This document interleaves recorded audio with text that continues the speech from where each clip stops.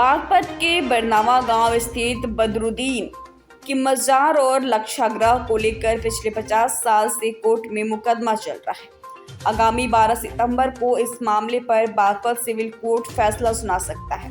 हिंदू पक्ष मजार को लाक्षागृह का हिस्सा बताता है, जबकि मुस्लिम पक्ष इस हिस्से को बदरुद्दीन की मजार और उसके आसपास उसके अनुयायी की कब्र बताता है। इस मामले को लेकर 1970 में मुकीम खान ने वर्ष 1970 में मेरठ सिविल कोर्ट में वाद दायर किया था, जो अब तक कोर्ट में चल रहा है। मेरा नाम अरविंद कुमार है। मैं वर्तमान में यहाँ प्रधानाचार्य के पद पर हूँ और सबसे सौभाग्य की बात यह है कि मैं इसका पहला विद्यार्थी रहा गुरुकुल का। 77 में जब ब्रह्मचारी जी गुरुदेव ने बनाया तो तभी हम यहाँ पर पढ़ने के लिए आए थे। तो अब बताइए, ये लाक्षागृह, ये विवाद क्या है, ये क्या जगह है? अच्छा, ये मूलतः तो लाक्षागृह है, जो एक लाख निर्मित धातु होती है। दुर्योधन ने कपट के चलते पांडवों को जलाने के लिए, प्रसन्न करने के लिए। दूसरी बात एक और बता देना चाहता हूँ, यहाँ एक ऐसा मेला लगता था उस समय जैसा प्रगति मैदान में लगता है दिल्ली में, और उस समय बरनावा की जो आबादी थी वो 22 लाख की थी। तो दुर्योधन ने अपने भाई युधिष्ठिर को खुश करने के लिए उस मेले का प्रतिनिधित्व करने के लिए भेजा था, और उससे पहले व्यापक तैयारी की थी षड्यंत्र के लिए। उनके लिए एक बहुत सुंदर महल बनवाया गया था इस स्थान पर, और उसकी कुटिल नीति ये थी कि इसमें लाख लगा दी जाए, जिससे पांडवों को यहाँ जला करके मार दिया जाए और सम्मान भी हो जाए, कुटिल नीति के चलते। लेकिन इसकी जानकारी होगी विदुर जी को, तो विदुर जी ने अपने खनिकों के माध्यम से एक सुरंग का निर्माण करके ये संकेत युधिष्ठिर जी को कर दिया। तो जब चूहा वन में आग लगती है तो चूहा क्या करता है, क्योंकि सभा में बैठे थे तभी वो समझ गए कि वो बिल में घुसता है, तो उन्होंने बता दिया। तो आग लगी तो वो यहाँ से वो निकल गई। और पूज्यपाद गुरुदेव ब्रह्मचारी कृष्णदत्त जी महाराज अपने प्रवचनों में कहते हैं, जिसने राजा दशरथ के यहाँ पुत्रेष्टि यज्ञ कराया, वही आत्मा 40 लाख साल बाद आई, कि नहीं अपरिहार्य कारणों के चलते, क्योंकि लंबा विषय है। तो उन्होंने भी यहाँ कहा कि यहाँ भीम और घटोत्कच की विज्ञानशाला रही, द्रोणाचार्य का अस्त्रालय रहा। तो इस प्रकार से जब हम खुदाई करते हैं, पीछे पुरातत्व विभाग ने भी खुदाई की, तो बड़ी बड़ी ईंटें और कितने ही मृत भांड वगैरह यहाँ से निकले। लगभग 6 महीने तक यहाँ खुदाई चली, और आज भी आप वर्तमान में देख सकते हैं कि यहाँ एक सुरंग भी है।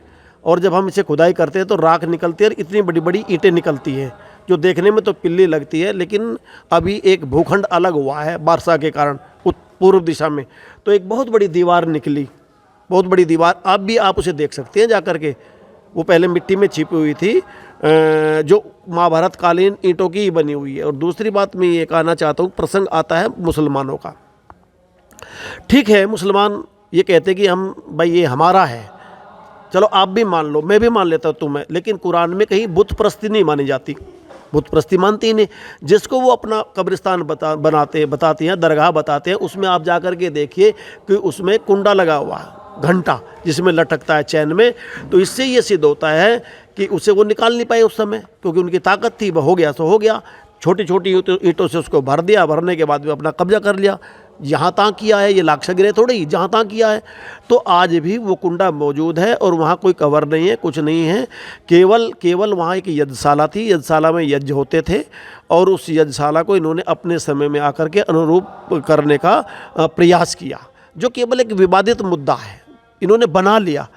लेकिन वहाँ कोई कबर नहीं है, कोई बैठता नहीं है, इनका मतलब पूजा पाठ इनका कुछ नहीं होता। केवल अब तो वहाँ एक गौशाला है, और यहाँ पर यज्ञशालाएँ हैं। और यज्ञशाला भी यहाँ यज्ञ जो होते हैं वो ऐसे नहीं होते, वो यज्ञ किसी हिंदू जाति के मत पंथ के प्रतीक के साथ में, ये एक वैज्ञानिक विधा है। पर्यावरण को कैसे शुद्ध किया जाए, इस प्रकार की विधा को लेकर के सारे समाज के अंदर, पूरे भारतवर्ष के अंदर विधि विधान से यज्ञ किए जाते हैं। जी, वर्तमान में गुरुकुल में कितने छात्र अध्ययन कर रहे हैं? 152 छात्र इस समय हैं। और मैं आपको बता देना चाहता हूँ, कल ही उत्तर प्रदेश संस्कृत संस्थान की प्रतियोगिता यहाँ ग्वालीखेड़ा में हुई। हमारे इस विद्यालय के विद्यार्थी का उसमें प्रथम नंबर आया। छोटा विद्यार्थी है, उसका 12वीं के कक्षा का 12वीं के बच्चों से उसकी प्रतियोगिता हुई, और वो प्रतियोगिता भी थी, उसमें उसका पहला नंबर आया। अदालत के फैसले क्या उम्मीद करते हैं? अदालत तो न्यायाधीश है, वही परमपिता परमात्मा हमारा राजा आचार्य गुरु और न्यायाधीश है।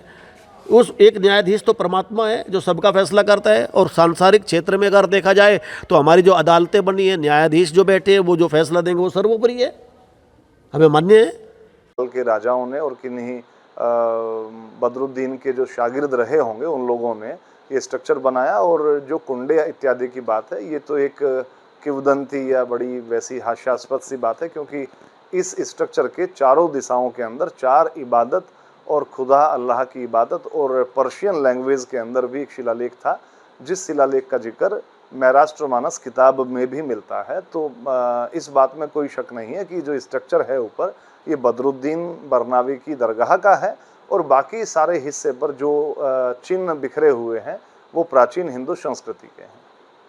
इतिहासकार के तौर पे आप भी गए हैं, मेरठ से भी आपके कुछ लोग गए थे साथ में आपके साथ, क्या चीज़ें आपको लग रहा है और क्या क्या वहाँ हो सकती है? नहीं, पिछले 20-25 वर्षों से लगातार मैं वहाँ जाता रहा हूँ, और बरसात के बाद क्योंकि टीले पर, प्राचीन टीले पर बहुत सारी चीज़ें बरसात के दौरान सरफेस पर मिलती है, तो सरफेस से मिली हुई काफ़ी चीज़ें, काफ़ी प्राचीन काल की चीज़ें हमारे पास एज ए प्रमाण हमारे पास मौजूद है।